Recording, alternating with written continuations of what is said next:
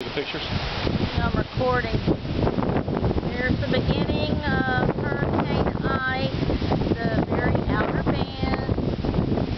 It's going across Cuba now. It's about 7:30, quarter to 8 on September the 8th.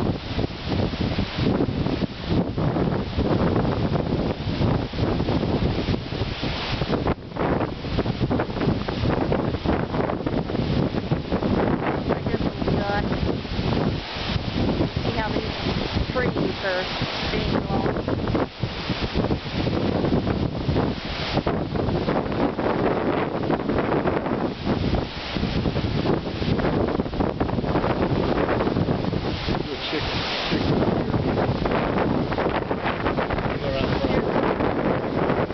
Chick ear meter with the wind. You can see his ears being blown in the wind.